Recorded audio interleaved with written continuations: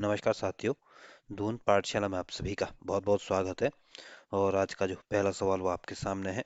पहला सवाल कह रहा है कि भारत में निम्न में से कौन सा पेट्रो रसायन उद्योग का सबसे बड़ा केंद्र है। तो भारत में जो पेट्रो रसायन उद्योग का जो सबसे बड़ा केंद्र है ये आपका जामनगर है। इस वजह से जो बी ऑप्शन होगा ये आपका सही आंसर होगा, और ये जामनगर आपके गुजरात में है। जो ट्राम्बे ये आपके महाराष्ट्र में है, और इसी ट्राम्बे में आपके बाबा परमाणु अनुसंधान केंद्र भी स्थित है। जो रत्नागिरी आपके महाराष्ट्र में है, और रत्नागिरी आपके अल्फांसो जो आम है उसके लिए फेमस है। और रत्नागिरी आपके बाल गंगाधर तिलक की जन्मभूमि भी है। जो बड़ोदरा है ये आपके गुजरात में स्थित है, और बड़ोदरा अभी संस्कृति नगरी के उपनाम से भी जानी जाती है। तो इसमें जो बी ऑप्शन होगा यह आपका सही आंसर होगा। अगला क्वेश्चन है। अगला क्वेश्चन कह रहा है कि निम्न में से कौन सा बंदरगाह पश्चिमी तटीय रेखा के सहारे स्थित है। तो जो नवा शिवा बंदरगाह है ये आपके पश्चिमी तटीय रेखा के सहारे स्थित है। इस वजह से जो ए ऑप्शन होगा यह आपका सही आंसर होगा। और जो विशाखापट्टनम बंदरगाह है ये आपके आंध्र प्रदेश में स्थित है। और जो चेन्नई है आपके तमिलनाडु की राजधानी है। और जो तूतुकुड़िन बंदरगाह है ये आपके तमिलनाडु में स्थित है। तो जो ये ऑप्शन होगा ये आपका सही आंसर होगा। अगला क्वेश्चन है। अगला क्वेश्चन कह रहा है कि निम्नलिखित में से भारत की मुख्य भूमि का सही अक्षांशीय विस्तार कौन सा है। तो भारत की जो अक्षांशीय विस्तार है ये आपके 8 डिग्री 4 मिनट उत्तर से लेकर 37 डिग्री 6 मिनट उत्तर के बीच अक्षांशीय विस्तार है। इस वजह से जो डी ऑप्शन होगा यह आपका सही आंसर होगा। अगला क्वेश्चन है। अगला क्वेश्चन करा कि ट्रांस हिमालय का सबसे बड़ा हिमनद कौन सा है। तो ट्रांस हिमालय का जो सबसे बड़ा हिमनद है ये आपका सियाचिन ग्लेशियर है। इस वजह से जो बी ऑप्शन होगा ये आपका सही आंसर होगा।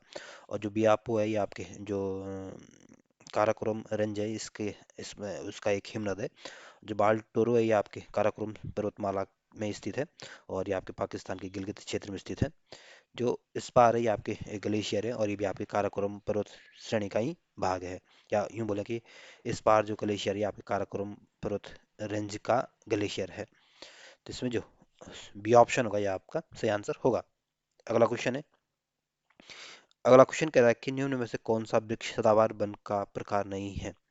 तो जो देवदार वृक्ष है आपके सदाबहार वृक्ष है। और जो सिल्वर पर है ये भी आपका सदाबहार वृक्ष है। जो ब्लू पाइन है ये भी आपका सदाबहार वृक्ष है। लेकिन जो साल साल है ये आपका सदाबहार वृक्ष नहीं, बल्कि साल आपकी अपनी पत्तियां झाड़ देता है। तो इस वजह से जो सी ऑप्शन होगा ये आपका सही आंसर होगा। अगला क्वेश्चन है। अगला क्वेश्चन करेक्ट निम्नलिखित देशों में किसका रेल नेटवर्क घनत्व सबसे अधिक है। तो जो रेल नेटवर्क का जो सबसे अधिक डेंसिटी है, रेल नेटवर्क की जो सबसे अधिक डेंसिटी देखी जाती है आपकी यूएसए की देखी जाती है। इस वजह से जो बी ऑप्शन होगा ये आपका सही आंसर होगा। और जो कनाडा है ये आपके उत्तरी अमेरिका महाद्वीप का एक देश है, और कनाडा की राजधानी आपकी ओटावा है। जो रशिया है ये आपके यूरोप और एशिया महाद्वीप दोनों देशों में आता है। और रशिया आपके अंतर महाद्वीपीय देश है। और रशिया की राजधानी आपकी मॉस्को है। जो बी ऑप्शन होगा ये आपका सही आंसर होगा। अगला क्वेश्चन है। अगला क्वेश्चन कह रहा है कि निम्नलिखित में से झीलों का उसकी साइज के घटते क्रम से सही क्रम बताना है आपको। तो इनमें सबसे बड़ी जो झील है ये आपके सुपीरियर झील है। और सुपीरियर झील आपके कनाडा और यूएसए के बीच स्थित है। उसके बाद जो सबसे बड़ी झील है आपकी विक्टोरिया झील है। और विक्टोरिया झील आपके अफ्रीका महाद्वीप में स्थित है। और विक्टोरिया झील आपके युगांडा, केन्या, तंजानिया के देशों के बीच पाई जाती है। उसके बाद जो विक्टोरिया झील के बाद जो सबसे छोटी झील है आपकी मिशिगन झील है। और मिशिगन जो झील है ये आपके यूएसए में स्थित है। और जो चिल्का झील है ये आपके उड़ीसा में स्थित है। जिसमें सबसे बड़ी झील आपकी सुपीरियर झील है, फिर विक्टोरिया झील है, फिर मिशिगन झील है, फिर आपके चिल्का झील है। इस वजह से जो बी ऑप्शन होगा ये आपका सही आंसर होगा। और ये ध्यान रखना, ये सुपीरियर झील आपके कनाडा और यूएसए के बीच है। विक्टोरिया झील आपके दक्षिण अफ्रीका में स्थित है। मिशिगन झील आपके यूएसए में स्थित है। चिल्का झील आपके भारत के उड़ीसा में स्थित है। तो जो बी ऑप्शन होगा ये आपका सही आंसर है। अगला क्वेश्चन है। अगला क्वेश्चन करा कि संयुक्त राज्य अमेरिका का ग्रैंड कैनियन निम्नलिखित नदियों में किसके द्वारा निर्मित है। तो यूएसए का जो ग्रैंड कैनियन जो है ये आपके जो कोलोराडो नदी है उसके द्वारा ये निर्मित है। इस वजह से जो डी ऑप्शन होगा ये आपका सही आंसर होगा। अगला क्वेश्चन है। अगला क्वेश्चन कह रहा है कि निम्नलिखित ग्रहों में से कौन सा सूर्य के चारों ओर एक चक्कर पूरा करने में सबसे अधिक समय लेता है।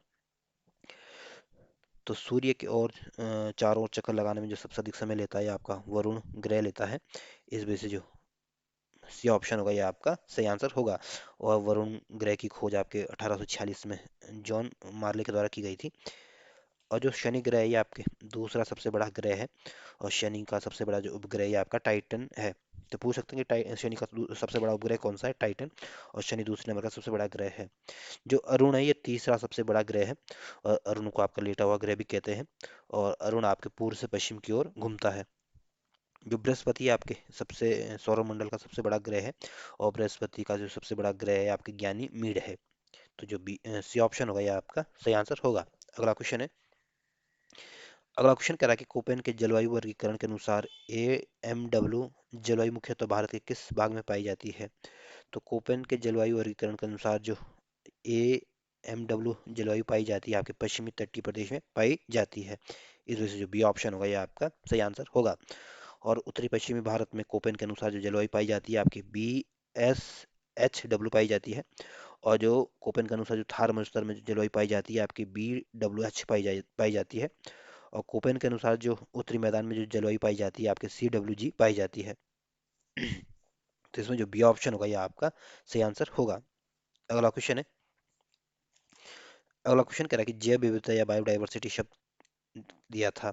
तो जो जैव विविधता शब्द या बायोडाइवर्सिटी शब्द दिया था ये आपके WG रोशन ने दिया था।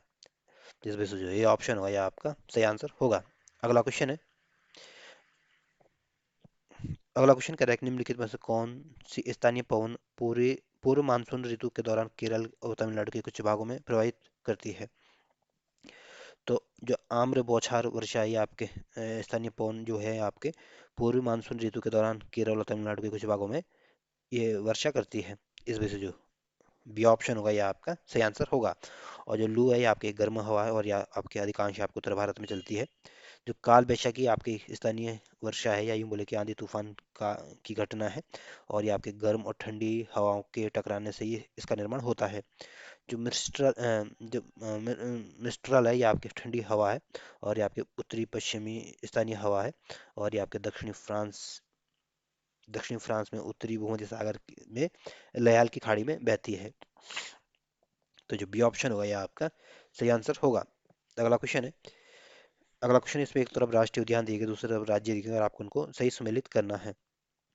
तो जो शिमली नेशनल पार्क है ये आपके उड़ीसा में स्थित है। और इंद्रावती नेशनल पार्क जो है ये आपके छत्तीसगढ़ में स्थित है। और जो कान्हा नेशनल पार्क है ये आपके मध्य प्रदेश में स्थित है। और जो बांदीपुर नेशनल पार्क है ये आपके कर्नाटक में स्थित है। तो इस तरह से आप इनको अगर सजाने की कोशिश करोगे तो जो ये ऑप्शन होगा ये आपका सही आंसर होगा। अगला क्वेश्चन है। अगला क्वेश्चन कह रहा है कि उत्तराखंड में निम्नलिखित में से किस जनपद में सर्वाधिक कृषि भूमि है। तो उत्तराखंड में जो सबसे ज्यादा जो सर्वाधिक कृषि भूमि है ये आपके उधम सिंह नगर में स्थित है। इस वजह से जो बी ऑप्शन होगा ये आपका सही आंसर होगा। अगला क्वेश्चन है। अगला क्वेश्चन कह रहा है कि निम्नलिखित में से हिमालय का कौन सा भाग है मुख्य सीमांत क्षेप और मुख्य केंद्र क्षेप के मध्य स्थित है।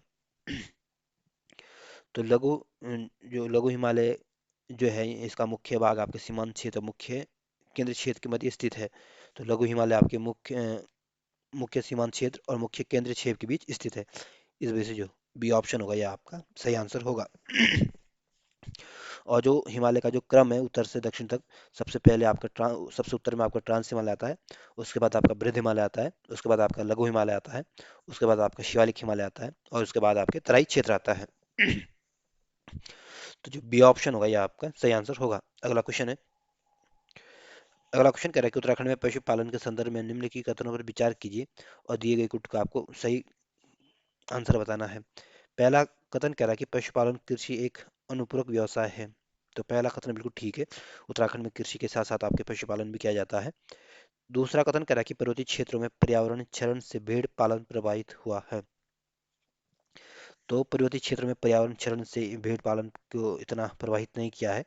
तो इसमें पहला कथन तो ठीक है, दूसरा कथन गलत है। इस वजह से जो ए ऑप्शन होगा यह आपका सही आंसर होगा। अगला क्वेश्चन है। अगला क्वेश्चन एक तरफ आपके हवाई अड्डे दिए गए, दूसरी तरफ इनके जनपद दिए गए, और आपको इनको बताना है इसमें कौन सही सुमेलित नहीं है। तो जो नैनी सैनी हवाई अड्डा है ये आपके पिथौरागढ़ में स्थित है, ये सही सुमेलित है। जो गोचर हवाई अड्डा है ये आपके रुद्रप्रयाग में नहीं बल्कि आपके चमोली में स्थित है, ये सही सुमेलित नहीं है। जो चिन्याली सैंड हवाई अड्डा है ये आपको उत्तरकाशी में स्थित है, ये सही सुमेलित है। और जो पंतनगर हवाई अड्डा है ये आपको उधमसिंह नगर में स्थित है, ये सही सुमेलित है। तो जो बी ऑप्शन होगा ये आपका सही आंसर होगा, क्योंकि गोचर हवाई अड्डा आपके रुद्रप्रयाग में नहीं बल्कि आपके चमोली में है। अगला क्वेश्चन है। अगला क्वेश्चन में एक तरफ वन्य जीव अभयारण्य दिए गए, दूसरी तरफ राज्य उत्तराखंड के जनपद दिए गए और आपको उनको सही सुमेलित करना है। तो जो अस्कोट वन्य जीव अभयारण्य है ये आपके पिथौरागढ़ जनपद में स्थित है। बिनसर वन्य जीव अभयारण्य जो है ये आपके अल्मोड़ा जनपद में स्थित है। गोविंद वन्य जीव अभयारण्य जो है ये आपके उत्तरकाशी जनपद में स्थित है। और नंदौर वन्य जीव अभयारण्य जो है ये आपके नैनीताल में स्थित है।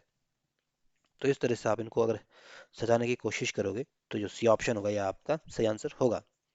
अगला क्वेश्चन है।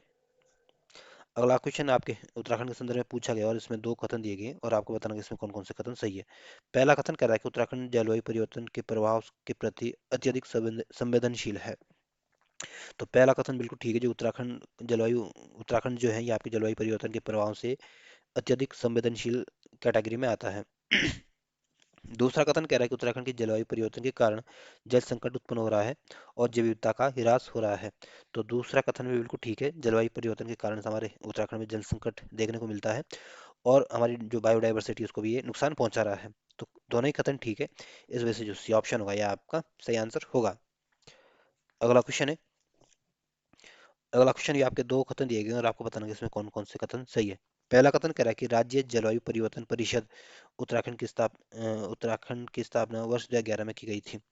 तो पहला कथन बिल्कुल ठीक है, जो राज्य परिवर्तन परिषद है ये आपके राजधानी देहरादून में स्थित है और इसकी स्थापना आपके 2011 में की गई थी और इसका उद्देश्य है कि राज्य के जलवायु परिवर्तन संबंधी लक्ष्यों को प्राप्त करने के लिए नीतियों और कार्यक्रमों का कार्यान्वयन करना या उनको मार्गदर्शन करना है। तो पहला कथन तो ठीक है। दूसरा कथन कह रहा है कि उत्तराखंड जलवायु परिवर्तन कार्य योजना बनाने का उत्तरदायित्व राज्य के राजस्व विभाग को दिया गया था। तो दूसरा कथन गलत है। उत्तराखंड जलवायु परिवर्तन कार्य योजना बनाने का जो उत्तरदायित्व दिया गया था आपके राज्य जलवायु परिवर्तन परिषद को दिया गया था, ना कि आपके राजस्व विभाग को। तो इसमें पहला कथन ठीक है, दूसरा कथन गलत है। इस वजह से जो ये ऑप्शन होगा ये आपका सही आंसर होगा। अगला क्वेश्चन है। अगला क्वेश्चन है, आप एक तरफ राष्ट्रीय उद्यान देगी, दूसरी तरफ इनकी स्थापना वर्ष देगी और आपको बताना कि इसमें कौन सही सुमेलित नहीं है। तो जो गोविंद राष्ट्रीय उद्यान है आपके उत्तरकाशी जनपद में स्थित है और इसकी स्थापना आपके 1955 में हुई थी और इसके सामने आपके 1989 दिया गया है कि जो कि गलत है। गोविंद राष्ट्रीय उद्यान की स्थापना आपके 1955 में हुई थी, ये सही सुमेलित नहीं है।